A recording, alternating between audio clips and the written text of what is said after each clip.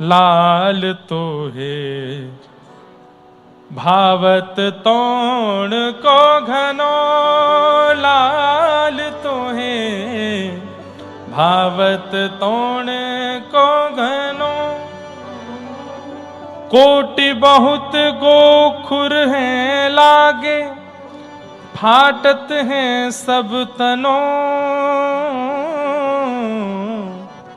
भावत तोड़ को घनो, लाल तोए भावत तोड़ को धनो। थोड़े ऋषिया के गा रहे हैं कुम्मनदास जी।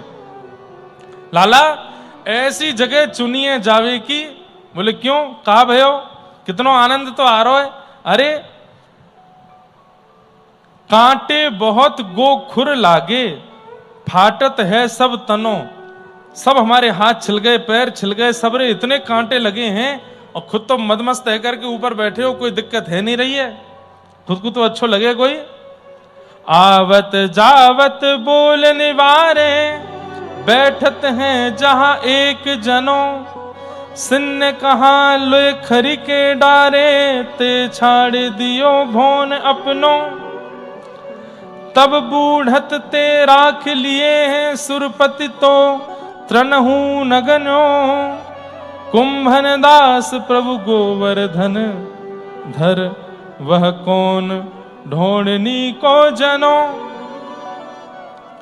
खूब ऋषियाए ऐसी जगह ले आए हैं, नेको सेवकन पर चिंता नहीं कर रहे हैं। इतने कांटे लग गए, हमारे हाथ पैर सब जगह से फट गए, और जैसे तैसे चलते फिरते बेचारे गिरते पड़ते सब लोग लेके ठाकुर जी को वहां पहुंचे। ठाकुर जी खुश हो रहे हैं, ठाकुर जी हंस रहे हैं। स्वामी का एक स्वभाव होता है, अपने सेवकों को मीठे मीठे कष्ट देना स्वामी को अच्छा लगता है। ठाकुर जी को भी आनंद आता है जब हम चलते चलते कभी गिर जाते हैं, बोलते बोलते कभी अटक जाते हैं, लेटे लेटे कभी लुढ़क जाते हैं, खाते खाते कभी हंस जाते हैं। ठाकुर जी बड़े खुश होते हैं जब थोड़ी ये छोटी छोटी अटकनें जब जीवन में आती हैं, तो बड़ों को बड़ा अच्छा लगता है। अब जैसे नदी में हम लोग स्नान करने जाते हैं, तो जितने छोटे छोटे बालक हैं सबको छेड़ते हैं, किसी को पैर पकड़ के नीचे डालेंगे, किसी के मुंह में पानी डालेंगे, किसी की आंख में पानी। ये अब कष्ट ही तो दे रहे हैं, लेकिन ये मीठा कष्ट देना बड़ों को अच्छा लगता है। ठाकुर जी तो पेट पे हाथ धर धर के हंसे। यहाँ कुम्मनदास को कांटे लग रहे हैं, वहां उनको कांटे लग रहे हैं, सबरे इनके हाथ पैर बेचारे ऊपर नीचे, और ठाकुर जी बिल्कुल प्रसन्न है। क्यों? भैंसा के सींग इतने बड़े हैं कि वो जब आगे निकले सब कांटे छट जाएं, ठाकुर जी को कुछ स्पर्श नहीं हुए। कुम्मनदास जी बोले बड़े मंद मंद मुस्काए रहे हो और हमारी ये दशा कर दी है। जैसे ही तोड़ के घने में पहुंचे, वहां जाके ठाकुर जी विराजमान किए।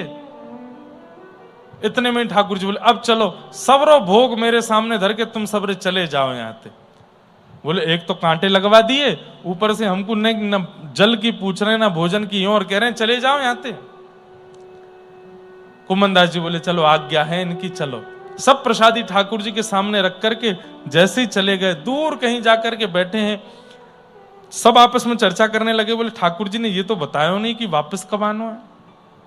कुम्मनदास जी बोले मैंने देखूं कर कहा रहे हैं ये। जैसे ही एक झाड़ के अंदर से झांक करके देखा, तभी क्या दिखते हैं, आहा,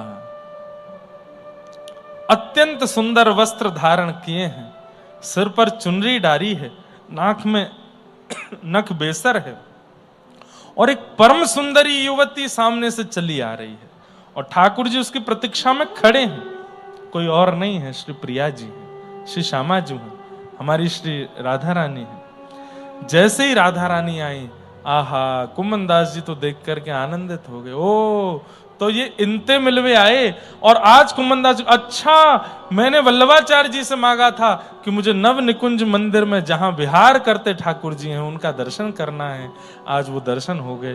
प्रिया प्रियतम दोनों परस्पर एक दूसरे को अन्न पवा रहे हैं, प्रसाद पवा रहे हैं। एक भाग किशोरी जी पवाते हैं, एक भाव ठाकुर जी पवाते हैं, और श्री कुम्मनदास जी दूर से देख करके इतने कांटे लगे।